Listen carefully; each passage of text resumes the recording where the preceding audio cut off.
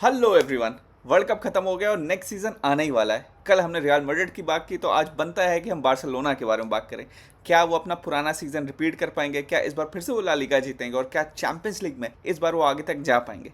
देखिए, इस स्क्वाड में, इस टीम में सबसे बढ़िया बात क्या है, हर प्लेयर एक अपना रोल को जानता है। उसे पता है कि भाई उसकी इस टीम में क्या ज़रूरत है। दूसरा, टेक्निकली बहुत ही अच्छी टीम है। तीसरा, हांसी फ्लिक जिस हिसाब से फुटबॉल खिलाते हैं, ऑलवेज अटैक फर्स्ट, ये बार्सिलोना की जो मेंटालिटी है उससे मैच करता है। जो आपके प्लेयर्स हैं वो भी जनरली बॉल प्लेयर्स ज़्यादा अच्छे हैं। वो ऐसे प्लेयर्स हैं जिनकी टेक्निकल एबिलिटी बहुत अच्छी है, तो उनको भी ये पसंद है कि आप उन्हें अटैकिंग खिलाएं। और यहीं पे हमें बार्सिलोना की स्ट्रेंथ देखने को मिलती है।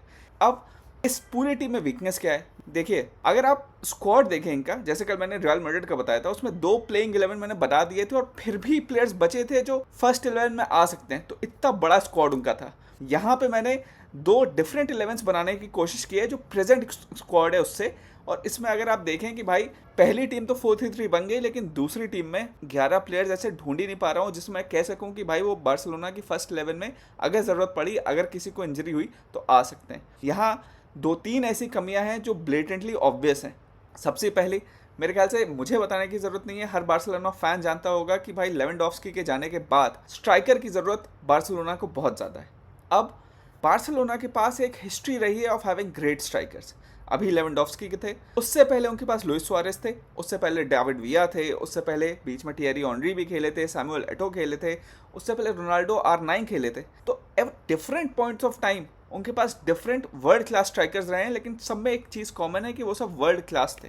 मतलब अगर बार्सिलोना के पास अनलिमिटेड पैसा होता तो मैं तो कहता कि भाई इस टीम में आप हालैंड लाओ तो आप हर चीज़ जीत जाओगे, लेकिन हालैंड पॉसिबल है नहीं। नेक्स्ट बेस्ट स्ट्राइकर जो बार्सिलोना को मेरे हिसाब से टारगेट करना चाहिए, जो मेरे हिसाब से थोड़ा बहुत पॉसिबल भी है लेकिन वो भी बहुत महंगा पड़ेगा, और जिसकी टेक्निकल एबिलिटी मेरे हिसाब से बहुत अच्छी है, टर्न ऑफ पेस बहुत अच्छा है, जो मेरे हिसाब से सिंगल हैंडेडली अगर इस टीम में आता है तो इस टीम को बहुत ज़्यादा एलिवेट कर सकता है। ऐसा प्लेयर है जो प्रीमियर लीग में खेलता है और अभी तक जितने लिंक भी आ रहे हैं, बार्सिलोना जॉ पेड्रो को अपना प्रायोरिटी साइनिंग बनाए हैं, लेकिन चेल्सी उनके लिए 150 मिलियन तक मांग रहे हैं। तो क्या 150 मिलियन के प्लेयर हैं जॉ पेड्रो? मेरे हिसाब से नहीं। इसीलिए मेरे ख्याल से प्रीमियर लीग में एक और प्लेयर है जो इनको ज़्यादा सूट करेगा, वो खेलता है लिवरपूल के लिए।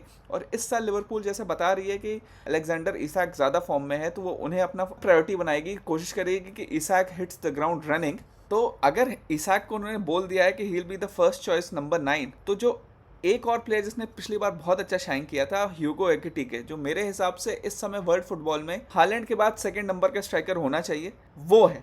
तो अगर मेरे ख्याल से बार्सिलोना को अपना स्ट्राइकर चाहिए, उन्हें अपना प्ले एलिवेट करना है, तो जॉ पेड्रो से ज़्यादा अच्छा, क्योंकि ये ह्यूगो एकिटिके अभी इंजर्ड भी चल रहा है। अभी लिवरपूल के प्लान्स में भी ये है कि इसाक को फर्स्ट चॉइस बनाओ। तो अभी इस पॉइंट पे मेरे हिसाब से वो एकिटिके को टारगेट कर सकते हैं इस सीज़न, क्योंकि भले ही वो 4-5 महीने इंजर्ड रहेंगे तो आप कह सकते हैं कि भाई क्या इम्पैक्ट डालेंगे, लेकिन in the long run I think he is the ideal signing for Barcelona, क्योंकि टर्न ऑफ पेस है, टेक्निकल एबिलिटी बहुत अच्छी है, फर्स्ट टच बहुत अच्छा है, लिंक अप प्ले बहुत अच्छा है, और ये सारी चीज़ें आपको बार्सिलोना के स्ट्राइकर में चाहिए ही चाहिए।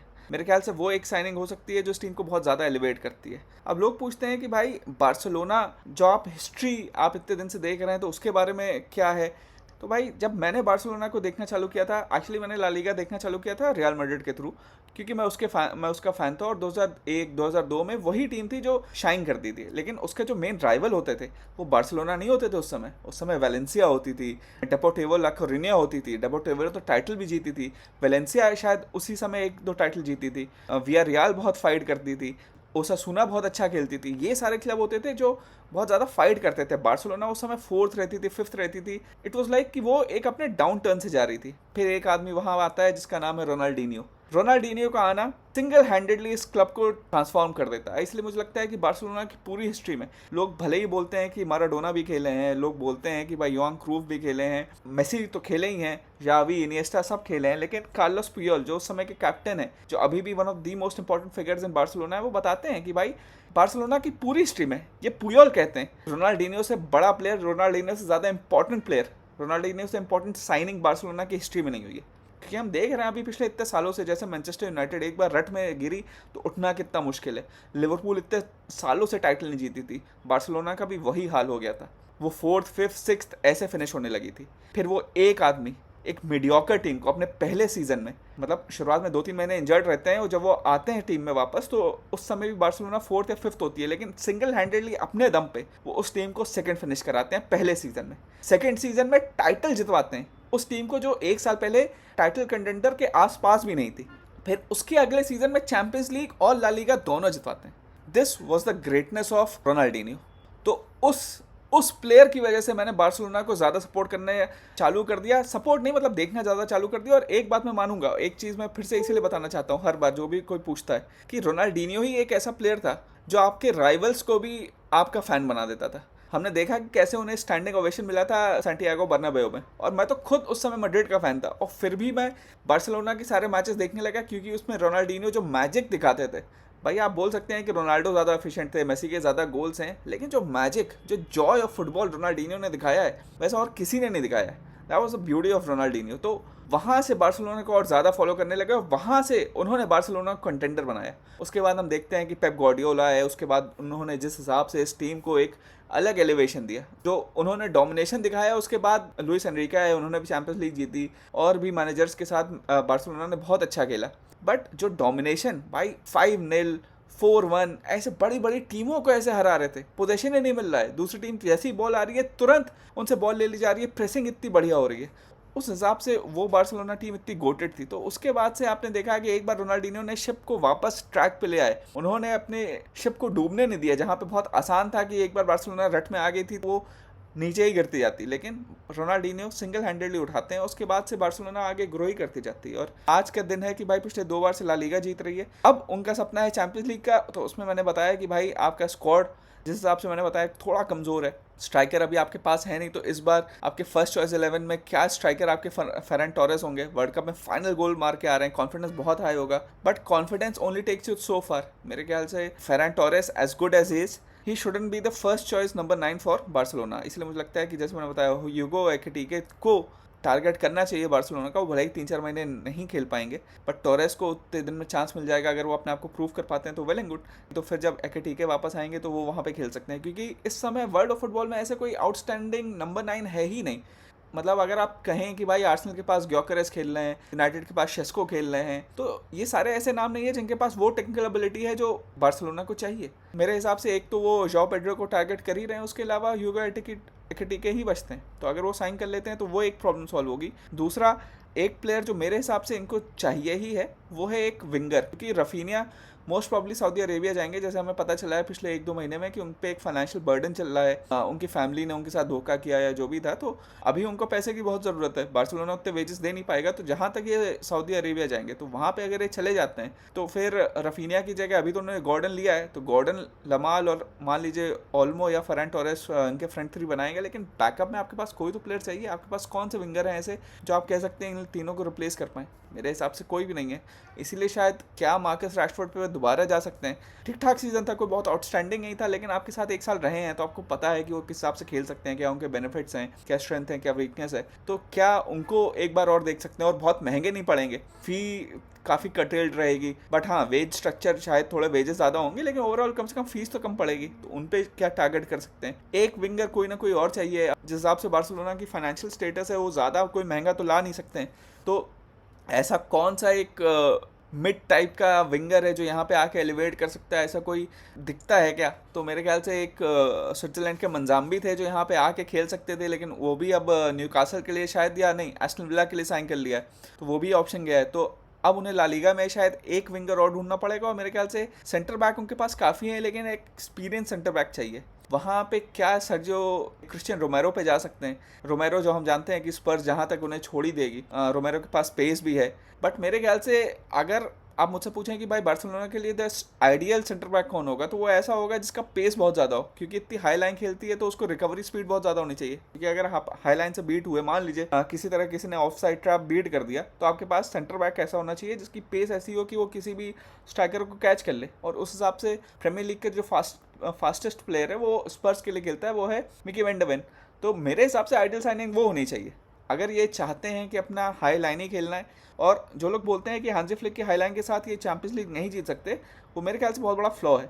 अगर बार्सिलोना अपनी फर्स्ट चॉइस 11 जो उनकी रफीनिया की थी, लेवेंडोव्स्की थी, लमीन यमाल थी, फिर पीछे फ्रैंकी डियोंग थे, पेड्री थे, फर्मिन लोपेज या गावी थे, ये पूरा जो उनका सेटअप है, जूल्स कुंडे भी फिट हो, ये सारा अगर फर्स्ट 11 खेलता तो वो किसी भी टीम को बीट कर सकता है। एक्चुअली क्या होता है, जब आपकी स्क्वाड इतनी थिन होती है तो एंड तक जाते जाते आपकी जो मेन प्लेयर्स हैं वो इंजर्ड होने लगते हैं, और इसलिए मुझे लगता है कि जो फर्स्ट चॉइस 11 अगर उनकी फिट होती तो वो इसी सिस्टम के साथ आगे बढ़ सकते हैं। और जो लोग कहते हैं कि उन्हें सिस्टम चेंज करना पड़ेगा, तो सिस्टम चेंज करने से अगर आप लोग को लगता है कि बार्सिलोना आगे जाएगी तो बहुत ही गलत है।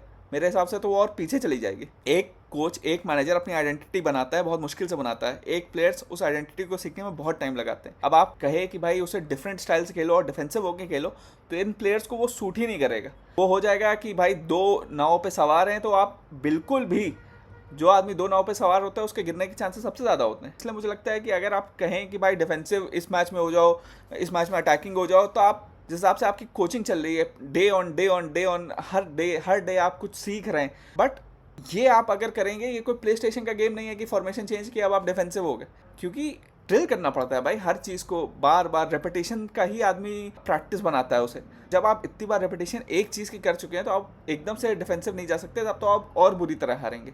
इसलिए मुझे लगता है अगर इन्हें जीतना है तो ये हाईलाइन के साथ ही जीतना पड़ेगा। जस्ट इनको अपनी स्क्वाड इतनी बड़ी रखनी पड़ेगी कि जब क्रंच मैचेस आएँ, क्योंकि हम देख रहे हैं ला लीगा तो ये आराम से जीत जाते हैं, चैंपियंस लीग में भी एंड में जाके प्रॉब्लम हो रही है। तो कम से कम जो बड़ी टीम है जब एंड आए तब तक आप अपने बाकी स्क्वाड को ज़्यादा मैचेस देखिए, और जो आपके मेन प्लेयर्स हैं जैसा PSG करती है, वो आप चैंपियंस लीग के लिए बचा के रखिए कि भाई उस समय वो फिट हो। क्योंकि इस फ्रंट 11 में ये जो टॉप आपका फर्स्ट 11 है, अगर आप हाईलाइन खिलाते हैं तो उनका वेल ड्रिल्ड होना in the pressing is very important.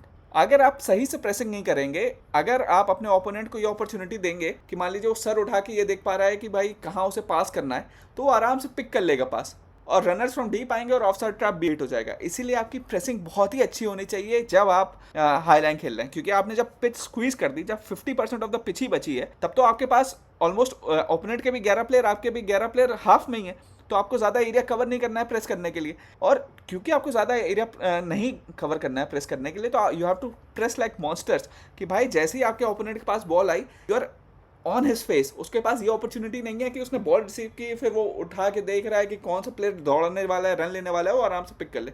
इतना टाइम आप दे नहीं सकते, भले ही ओपोनेंट के डिफेंसिव मिडफील्डर के पास बॉल हो, भले ही एकदम edge of the 6 yard box ball हो, आपको प्रेस बहुत हाईली करना है। तो वो प्रेसिंग स्ट्रक्चर बिठाना आपके फ्रंट 11 के पास तो बहुत ही, जो आपके फर्स्ट 11 है उनके अंदर तो बहुत अच्छा ड्रिल्ड है, बाकियों के साथ इतना अच्छा नहीं है। इसलिए मुझे लगता है अगर चैंपियंस लीग के लेटर स्टेजेस में भी आप अपना फर्स्ट 11 फिट रख सकते हैं, उसके लिए आपको अपना स्क्वाड डेप्थ बढ़ानी है ताकि इररिलेवेंट मैचों में उन्हें नहीं खेलना पड़े।